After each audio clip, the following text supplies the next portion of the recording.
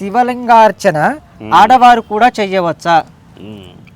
ఇప్పుడు గతంలో మీరు చాలామంది నాలాంటి వ్యక్తుల్ని అడిగిండవచ్చు ఈ శివలింగ అర్చన అనేది. అర్చన అనేది చూడండి శంకర, మన గోత్రనామాలతోని మన యొక్క ఇంట్లో ఉన్న పెద్దలు, భార్యాభర్తలు అంటే కుటుంబాల్లో ఉన్న అందరి పేర్లతోని ఒక పురోహితుడు మనకి కావాల్సిన ధర్మ సాక్ష్యాన్ని పరమాత్ముడికి వినిపిస్తాడు. కాబట్టి ఏంటంటే దీంట్లో పురోహితుడి అవసరమే ఉంటుంది, కానీ మీరు అన్నట్టుగా ఆడవాళ్ళది మగవాళ్ళది అవసరం ఉండదు. అర్చన అనేది మనం గర్భగుడికి బయట ఉండి మన యొక్క నామాలను తండ్రికి వినిపించడం. అంటే ఉదాహరణకి మీరు ఇప్పుడు శివరుద్ర సాధు గారు వచ్చారు అని చెప్పి ఆయన గారి గోత్రం, ఆయన గారి కుటుంబం, ఆయన గారి యొక్క విలువలు, ఆయన గారి యొక్క ఆరోగ్య పరిస్థితులు బాగుండాలి అని చెప్పి ఆయన మీకు ఫలానా రూపాయి ఫలానా ఫలాన్ని సమర్పిస్తున్నాడని పురోహితుడు మంత్ర ఉచ్చారణ చేసి తండ్రికి చెప్తాడు. కాబట్టి మీరు అడిగిన ప్రశ్నలో ఏంటంటే మిత్రమా, శివలింగ అర్చన అనడం కంటే ముందు శివుడి యొక్క అర్హతలు ఆడవాళ్ళకి మగవాళ్ళకి ఒకే విధంగా ఉంటాయా అని అడగాలి. అడిగినప్పుడు ఏమవుతుందంటే శంకర, ఇప్పుడు ముల్లోకాధిపతిని అర్ధనారీశ్వరుడై ఉమామహేశ్వరుడై దర్శనాలు ఇస్తున్నాడు మన ఈ భూమండలంలో. చాలా చోట్ల అర్ధనారీశ్వరుడు అనే రాసి ఉంటుంది కూడా. కాబట్టి ఆయన గారికి ఆడవాళ్ళు మగవాళ్ళు ఎవరు అభిషేకం చేసినా ప్రత్యేకమే. ఎందుకంటే ఒక అభిషేకానికి అర్హత ఆయన ఇచ్చాడు. శరీరంలో నుంచి అర్ధభాగాన్ని ఇచ్చిన ఏకైక దేవుడు ఎవరు? శివుడే కదా. ఇప్పుడు బ్రహ్మం తీసుకుంటే నాలుకపై ఇచ్చాడు కదా సరస్వతి మాతకి ఆయన గారు ఆ అవసరాన్ని. అలాగే విష్ణుదేవుడు వచ్చేసి గుండెలో ఇచ్చాడు. అంటే కమలం పువ్వు చూస్తూ ఉంటాంగా మనం బొడ్డులో నుంచి వచ్చింది. కాబట్టి ముల్లోకాధిపతి ఏం చేశాడంటే అర్ధనారీశ్వరుడు అంటే శరీరంలో ఉన్న సగభాగాన్ని ఇచ్చేశాడు అని. అంటే మరి శివలింగార్చన ఆడవాళ్ళు మగవాళ్ళు చేయవచ్చు కదా. కాబట్టి ఏంటంటే మీరన్న ప్రశ్న ఆడవాళ్ళు మగవాళ్ళు అనేది శివుడి యొక్క అర్చన విషయంలో కానీ, శివుడి యొక్క అభిషేకం కానీ, శివుడి యొక్క ప్రత్యేక పూజలలో కానీ ఎక్కడ వేదాలు కానీ ఎక్కడ కూడా వ్యత్యాసాలు లేవు శంకర. రాసి కూడా లేవు అవి. అంటే శివలింగార్చన చెయ్యకూడదని కొంతమంది చెప్తున్నారు కదా. ఎలా చెప్తున్నారు కొంతమంది?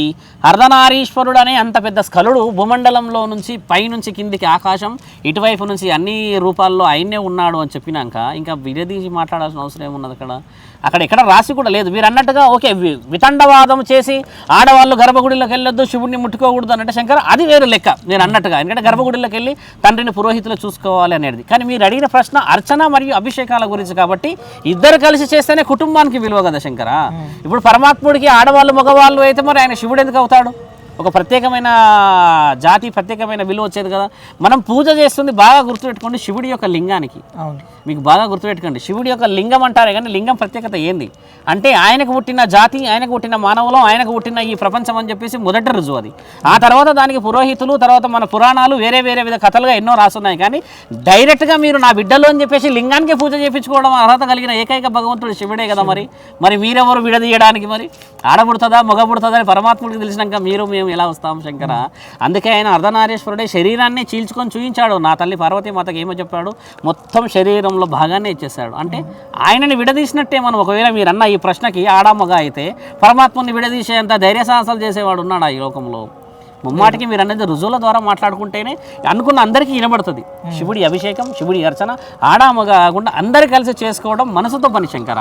అభిషేకం చేయడం అనేది ఆడవారు కరెక్టే అంటారు? ఖచ్చితంగా కరెక్టేగా, చేస్తున్నారుగా. మరి ఇక్కడ చేస్తున్నారు, పెద్ద పెద్ద గుళ్ళో చేస్తున్నారు. చూడండి పుణ్యక్షేత్రాలు పెద్ద పెద్దదంటే అంత పోయే అంత విలువ. ఎందుకంటే చాలామంది ఉండడం చేత కుదరకపోవచ్చు. కానీ చిన్న చిన్న గుళ్ళలు అన్నింటిలో ఆడవాళ్ళు మగవాళ్ళు కలిసి చేస్తున్నారు కదా అభిషేకాలు. అప్పుడు మగవాళ్ళు ఏం చేస్తారు, బట్టలన్నీ ఈ పైన పంచ అంతా తీసేసుకొని ఈ కండవాలు లేకుండా చేసుకోవాలి అని అంటారు. ఆడవాళ్ళు సాంప్రదాయకమైన దుస్తువులు వేసుకొని కాళ్ళకి పసుపులు పెట్టుకొని మంచిగా స్నానాలన్నీ ఆచరించుకొని వచ్చి చేసుకోవాలి అని అంటారు. పురోహితులే చెప్పుతున్నారు. మీరు అన్నట్టుగా ఎక్కడో ఒక్కరు చెప్తే దాన్ని పట్టుకొని మనం పోతున్న తరుణాలు ఇవి. ధర్మ సందేహాన్ని మనం ఆలోచించాలి అంటున్నాను మిత్రమా. ఆ విషయమే మీరు ఇప్పుడు చెప్పిన ఈ మాటని కాదంట అని చెప్పి మీరు ప్రచారం చేయండి కదా, మీకు మాకు విలువ వస్తుంది.